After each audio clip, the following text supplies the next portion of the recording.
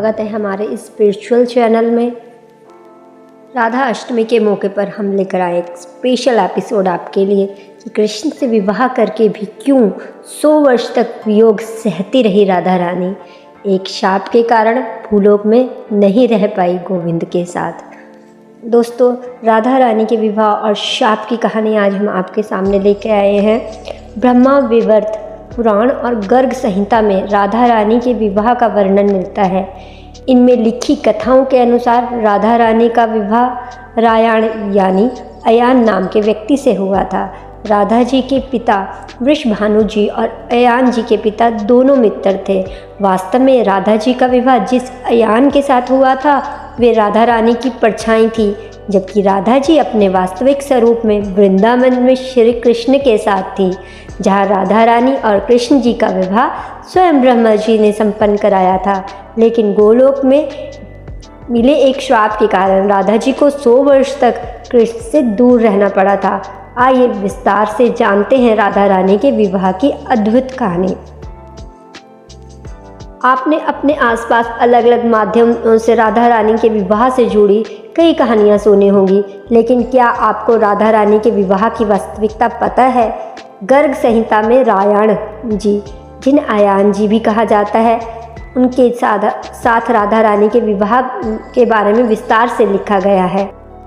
लेकिन ब्रह्मा वैवर्त पुराण के अनुसार भी राधा रानी और रायण जी के विवाह के विषय में उल्लेख किया जाता है। आइए जानते हैं राधा रानी का विवाह रायण जी के साथ होने की पूरी कहानी।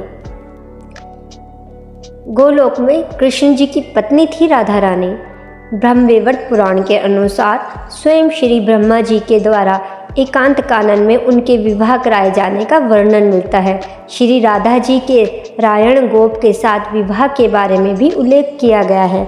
ब्रह्मा वैवर्त पुराण की कथा के अनुसार श्री दामा के शाप के कारण राधा रानी को गोलोक से पृथ्वी पर आना पड़ा था। इस कथा के अनुसार एक बार गोलोक में श्री कृष्ण अपनी दूसरी रानी विरजा के साथ घूम रहे थे। तभी राधा रानी वहां आ गई और वे कृष्ण से नाराज होकर उन्हें कटु वचन बोलने लगी। कृष्ण के सेवक श्री दामा जी को यह बात बिल्कुल अच्छी नहीं लगी और उन्होंने राधा रानी को मनुष्य जैसा व्यवहार करने के लिए उन्हें पृथ्वीलोक पर मनुष्य रूप में जन्म लेने का शाप ही दे दिया। साथ ही साथ कृष्ण से एक पल की दूरी सहन न करने वाली राधा रानी को 100 वर्षों तक कृष्ण से वियोग का शाप भी दे दिया। राधा रानी ने भी क्रोधित होकर श्री दामा को पृथ्वीलोक पर शतचूड़ नामक राक्षस बनने का शाप दे दिया।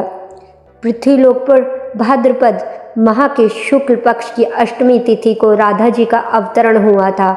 गर्ग संहिता के अनुसार राधा जी अयोनिजा थी, यानी माता के गर्भ से पैदा नहीं हुई थी। उनकी माता ने योग माया की प्रेरणा से वायु को ही जन्म दिया, परंतु वहाँ स्वे इच्छा से राधा प्रकट हो गई। 12 वर्ष बीतने पर उन्हें यौवन में प्रवेश करते देख माता पिता ने रायण गोप के साथ उनका विवाह निश्चित कर दिया। उस समय श्री राधा घर में छाया को स्थापित करके स्वयं को अंतर्धान हो गई। उस छाया के साथ उक्त रायण का विवाह हुआ। रायण जी के साथ राधा रानी की छाया का विवाह हुआ था। वहीं वास्तव में राधा अपने वास्तविक रूप से वृंदावन में श्री कृष्ण के साथ थी। माना जाता है कि वृंदावन में श्री कृष्ण और राधा जी का विवाह ब्रह्मा जी ने करवाया था। ब्रह्मा वैवर्त पुराण के अनुसार श्री कृष्ण और राधा जी के विवाह में समस्त देवी देवता उपस्थित हुए थे। तब राधा जी का विवाह एक बार फिर कृष्ण जी के साथ हुआ। हर युग में राधा रानी हमेशा ही कृष्ण के साथ विवाह करती रही है। ब्रह्मवैवर्त पुराण में इस बात का उल्लेख मिलता है कि राधा जी सांसारिक रूप से यानी पृथ्वीलोक में रायण जी की पत्नी बनकर जीवन यापन करेंगी, लेकिन यह उनके केवल छाया स्वरूप ही होगा, जबकि वास्तविक राधा कृष्ण जी के साथ विवाह करके एक समय बाद वापस गोलोक में चली जाएंगी। लेकिन श्री दामा के श्राप के कारण राधा रानी और श्री कृष्ण का मिलन पृथ्वीलोक में नहीं हो पाएगा।